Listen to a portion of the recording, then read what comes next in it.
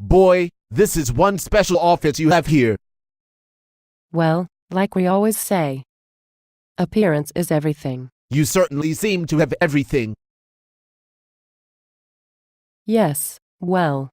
Anyway, I know that you have some speaking engagements and interviews lined up, and I want to make sure we understand each other.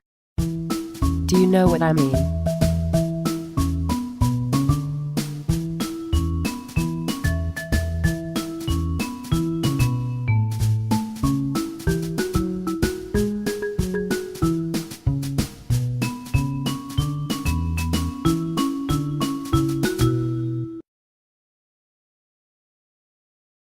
Yes, I will be going back to the Wendell Holmes show and maybe on the late night with Barack.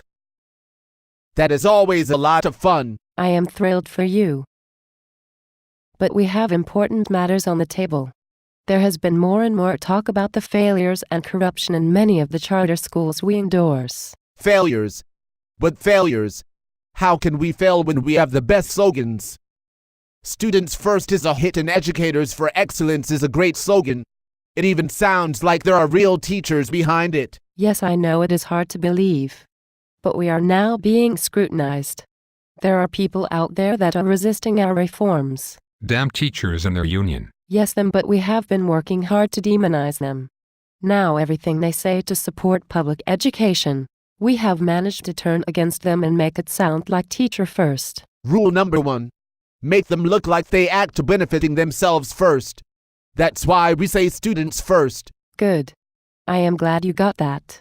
Now we need to look more successful than we actually are. I know that you will be asked about how successful the charter schools are, and you have to be evasive. Evasive? Well, yes. You just nudge the answer.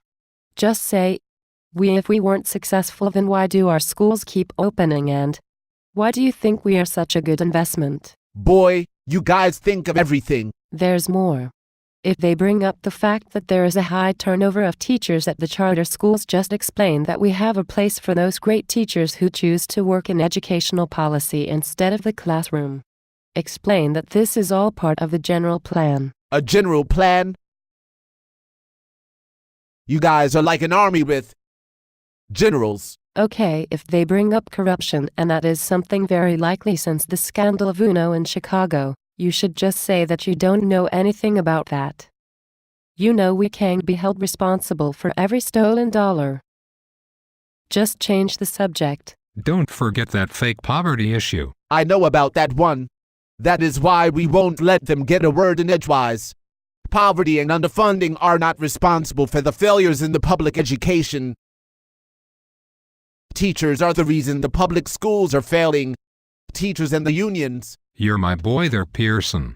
I like the way you think. One more thing. If they claim that our schools do not serve the community because we have a lot of restrictions to get into our school, just explain that this is really a matter of choice. We are giving people a choice. You see how you can control the conversation. Don't let them get into how we admit students, how our agenda is quietly realized through careful filtration. As long as we can control all the parts, then we can manipulate the outcome. Gee, sounds scientific. Great. You know what I mean. He knows what you mean. What do you mean?